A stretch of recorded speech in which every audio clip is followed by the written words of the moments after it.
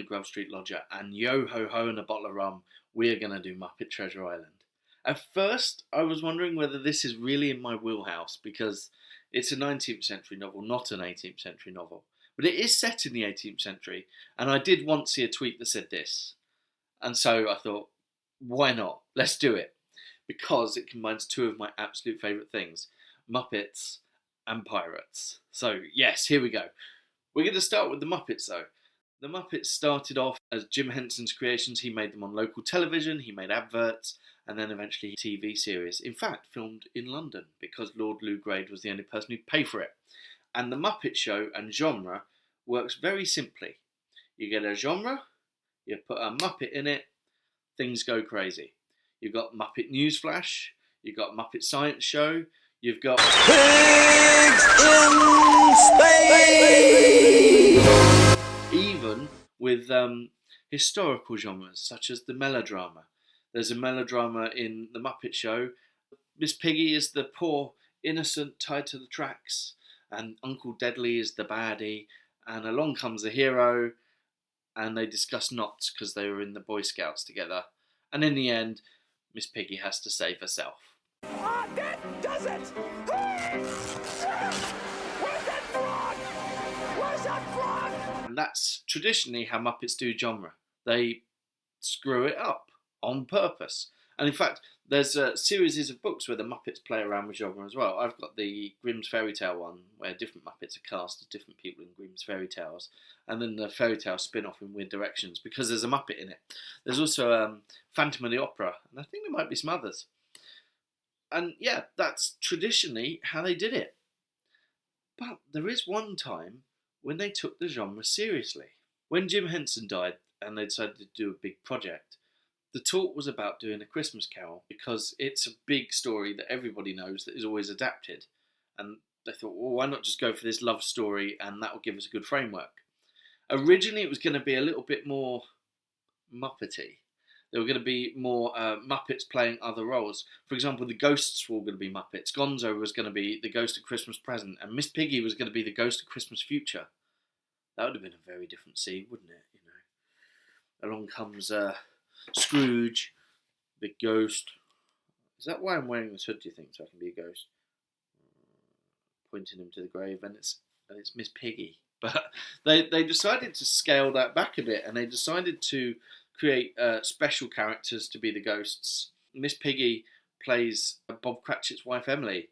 For Miss Piggy, she plays it really, really straight. There is no, pardon my pun, hogging the limelight there. Miss Piggy is doing this in the background. And Gonzo, he ended up playing Dickens, and the reason he ended up playing Dickens was because they thought it would be kind of incongruous.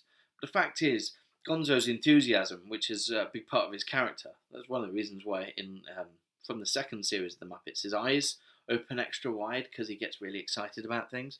And that basically is how Dickens writes. He writes like somebody whose eyes really open wide. So it fit quite well, and it really, really worked. They cast Michael Caine as Scrooge so that they'd have a human in the middle of it. And Michael Caine said that he was playing it as if he was playing it for the RSC. He wouldn't muck about, and he would never notice there were puppets. And so, in this case, Muppets meet genre, and genre wins. And the Muppets are relatively restrained, and it is, of course, a brilliant film. So they decided, well, let's do something a bit different next. Let's go for a bit of adventure. And they had two ideas. They had Treasure Island, and they had King Arthur. Trouble with King Arthur, someone had got there before them. So off they went with Treasure Island. Treasure Island started as a bunch of stories Robert Louis Stevenson told to his boys based on a map he drew of an imaginary island. And the map in the book is not exactly the proper map because that got lost. It's a recreation. It was published in 1887 under the title The Sea Cook, but it's now better known as Treasure Island. And Stevenson wrote in a frenzy. He wrote the first 15 chapters in 15 days. So that is, there's chapter 15 in this copy. So in here it's 91 pages. It's about half of the book in 15 days. But Robert Louis Stevenson was a very poorly man. He was a very sickly man from childhood. And the effort of it, he got sick and he wrote the rest a lot slower. It was immediately popular when it was given out in magazines. It was originally franchised in magazines. And it's still popular to this day. There are dozens of film adaptations of this book. And all of them play a little with it. Because once you've got the key setup of the Treasure Island and all the main bits at the beginning don't get changed very often, but once they get to the island, things get to change. Often they streamline things or make it a little bit less complicated. There's a lot of toing and froing at the end of this book. And I can see why they picked it. They wanted to have a fun, adventurous thing with sword fighting Muppets. Good to see you alive, Mr. Arrow. Thank you, Captain. The film starts about as badass as you can start a Muppet movie. Singing skulls, a really cool song, and music by Hans Zimmer, who was later to just reuse it all for Pirates of the Caribbean, in the style of Korngold and the classic adventure serials. It's such a good beginning. A similar work inspired by Treasure Island with a wonderful beginning is Black Sails, which has this really cool theme tune.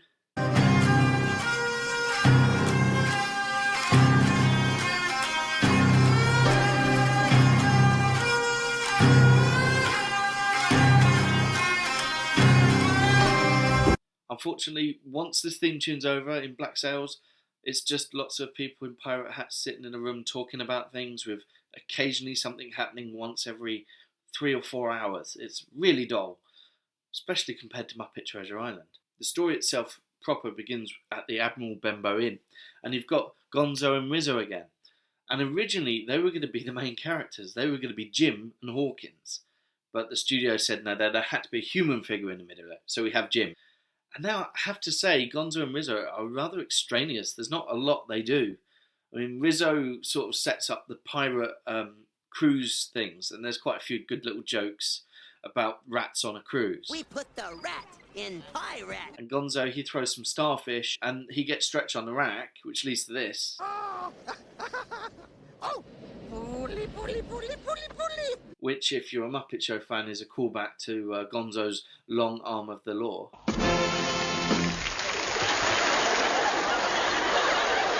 Other than that, they really don't do a lot. So we've got our Jim and his extraneous buddies, and they're at the Admiral Benbow Inn. And the Admiral Benbow Inn is run by Jennifer Saunders, who's in full sort of Miss Hannigan, sort of Annie thing here. She's the tough, fighting, rather, she puts her foot in it a few times. How comes it gets to be such a pigsty, huh? No offence meant, gentlemen, sirs, no offence meant. But the most interesting person in the inn is, of course, Billy Bones, as played by Billy Connolly, who is another one of my favourite things. And he was really proud of this film in the sense that he is pretty much the only person who's ever died in a Muppet movie. And what a death he has. Beware running with scissors or any other pointy objects. It's all good fun till somebody loses an... He dies leaving the map. And who are after the map but the pirates who are being scouted out by Blind Pew. When you think of it, sending a blind man to scout things out does not sound very good. But that's in the book. I think I smell something burning, no? Or what else are 3 young people with a map going to do? They're going to find a way of booking a ship and going on an adventure. And they find the right person. They find Fozzie Bear, who has someone living in his finger. Mr. Bimbo lives in my finger. He's very smart. The crew and the writers weren't sure about this whole thing about him having Mr. Bimbo living in his finger. They thought maybe that was a bit too stupid. Though, to be honest, you'd have to be pretty stupid to go and book a ship and a crew and put all that money in on the off chance of a pirate map, wouldn't you? What are rich half-wit sons for? And so now here we are. We are at the docks, and they are lovely and Muppet-sized, and they're really cool, and I really, really like them. We are introduced to our Long John Silver. I see you shiver with anticipation. The difference between Tim Curry as Long John Silver and Michael Caine as Scrooge is that Michael Caine was playing it straight as if he was in the RSC. Tim Curry just is a Muppet. And they gave him a Muppet. They made him an actual Muppet of himself as well. I'm a much better actor. So there you go. Tim Curry, he is a Muppet. He has a Muppet. He fits in perfectly and he's brilliant.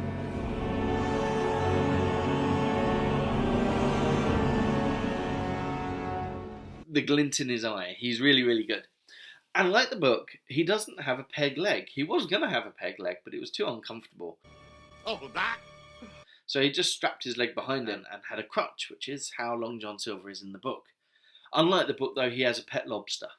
As fine a crustacean as a man could ask for. We have our Long John, we have our adventurers, we have our squire, now we have our captain. Enter the hero.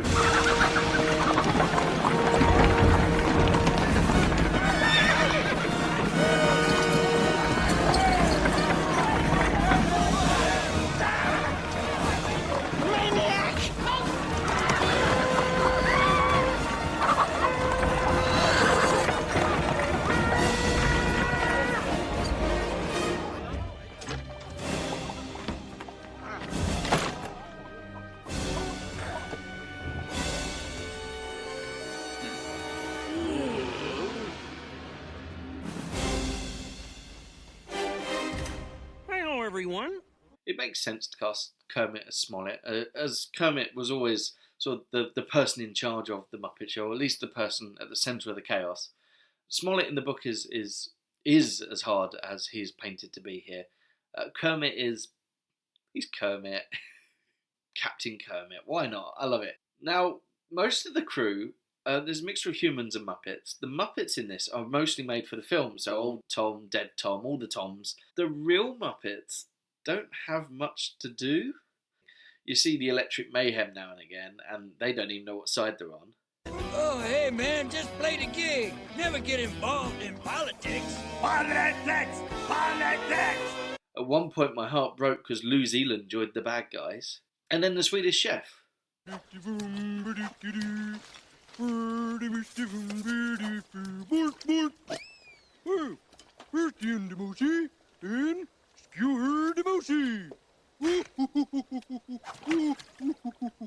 how else do you think we were going to get him in this movie? Who, you know, he's the chef, which is what Long John is. They should have had the Swedish Chef as Long John Silver. That would have been brilliant. You're going to take my ship, Long John? Hoody goody, hoody goody, hoody goody. It would have been wonderful. But yeah, maybe a bit too far over the top. Who knows?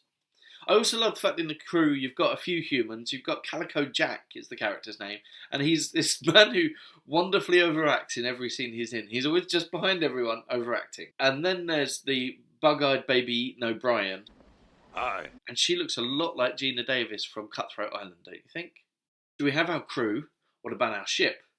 Now this was a model, it was a set, it was sort of Muppety sized, and it rocked on gimbals to the extent that they gave the actors seasickness pills, but then the seasickness pills made them too sleepy, and so they ended up not using the seasickness pills and just sort of coping with it. But yeah, that's what simulates the rocking of the ship. And of course, like every good voyage, the beginning is toasted. And what I love is the tasty vintage. Laid down by the brothers of Buckfast Abbey. It's Buckfast wine, which is it's sort of tramp juice. Now, a good adaptation of Treasure Island needs to develop the relationship between Jim and between Long John, because that's really the key to it. You've got Long John, who, when he was written based on a friend of Robert Louis Stevenson's.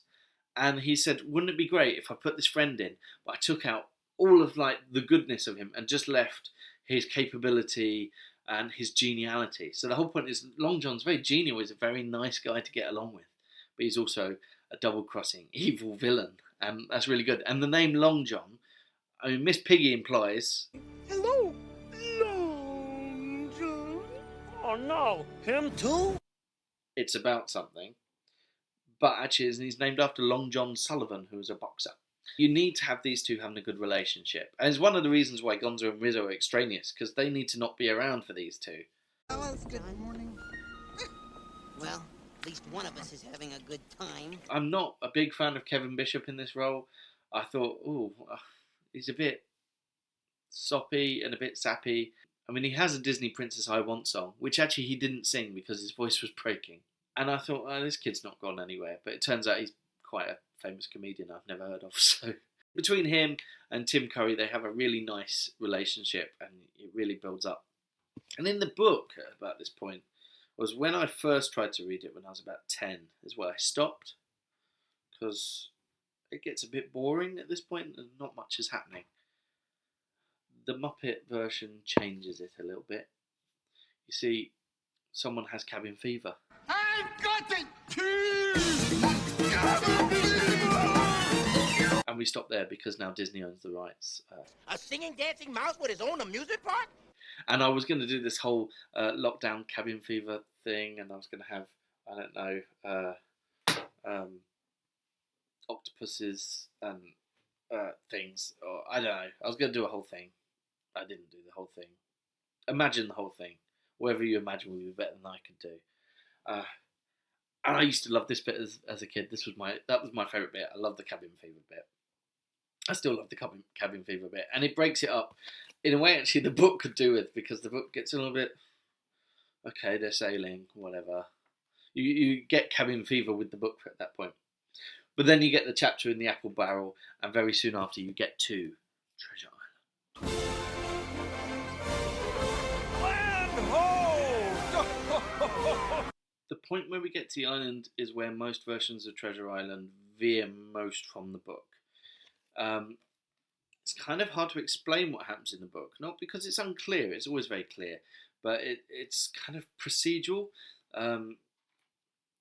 There's always, Long John reveals himself to be a baddie, and Smollett against him, and they have their followers, but then they have sort of undecided people, and where they are physically on the island, and there's a lot of sort of toing and froing and parlaying, and it gets kind of technical, to be honest. There are adventures, Jim Hawkins going back on the ship, fighting off Israel Hands, crashing the ship, things like that.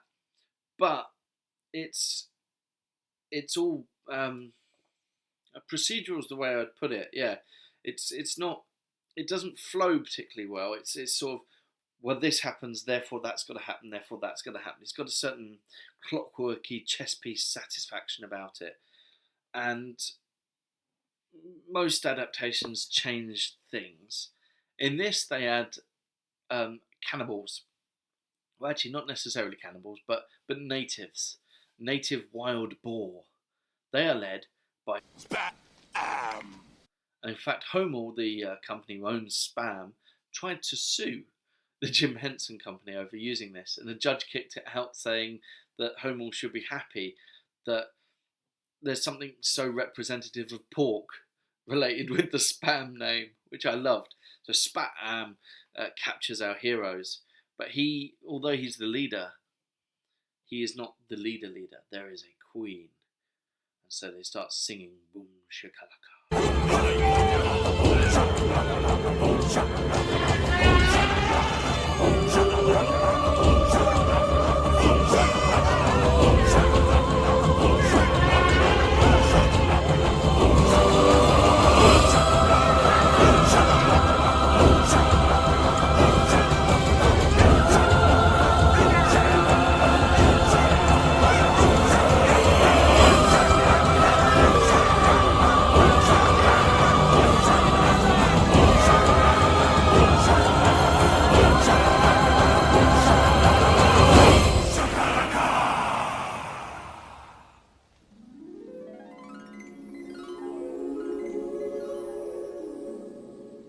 Bonsoir, mes amis. And that's Miss Piggy's entrance. Clearly, she's not going to be hiding in the background quite as much as she did in Muppet Christmas Carol now, is she? And she is Benjamina Gunn.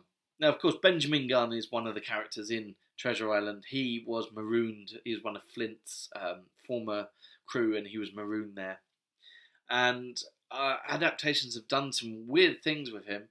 In a live version of Treasure Island, Benjamin Gunn was always played by Spike Milligan, and I think he would have been brilliant because he's mad and crazy and a bit wild hair. Treasure Planet has Ben the robot.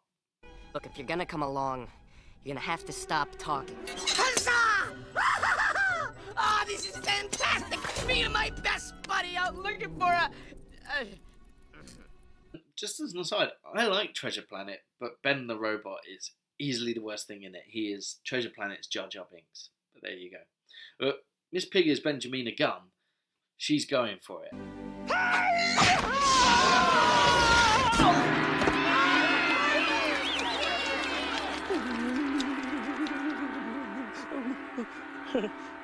Old girlfriend. She and Kermit have had a relationship, and it's not gone well. He's walked out on the, on the wedding. I got cold feet. You're a frog. You're supposed to have cold feet. End up tied up together, singing a romantic duet as they're about to die and plummet. And this was made a big thing in the in like the interviews with Kermit and Miss Piggy. They'd say, "Oh yeah, it was such hard work. We had to be tied up and sing upside down." In fact, the puppetry of Miss Piggy and Fuzzy Bear and the other Frank Oz characters was not done by Frank Oz. Frank Oz did the voice recordings, the voice track, but it was Kevin Clash who did the puppetry, the guy who's probably best known for Elmo, and his advice on playing Miss Piggy was imagine that she's a trucker in drag, which explains the strength of some of those hits.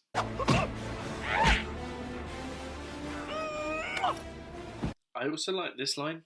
Don't cry for me, Benjamina. I don't know if it is a reference to Don't Cry For Me, Argentina, but I like to think it is. Now, we've had that, we've got all this going on, we've got this group here, we've got this group there. In fact, even though it's not like the book, it is like the book in that you've got different groups doing different things. You've got the pirates trying to recruit Jim with... Upstage, lads! This is my only number! And I think it's a shame that Tim Curry didn't get to do more singing, because I do like a bit of Tim Curry singing. But hey, you can't have toxic love in every single film. That's just how it goes. And eventually, of course, the good guys win. Well, Mr. Hawkins, it seems your little family has come together against me. And we get to our end. And the ending of the book Treasure Island is one of the endings that often does get slightly tweaked, but essentially is there. Because the ending is that Long John Silver gets away with some of the money. Because he's so genial. He's such not a nice character. He's such a fun character to be with. He has such life in him that you don't want to see him hanged at the end, and you don't want to see him die. So he gets a bit of money and he goes away. Give us one more chance. In this version, he goes away and sinks. So there it is, Muppet Treasure Island. Is it the greatest 18th century depiction in film ever? Well, we'll wait for Muppet Tom Jones, I guess.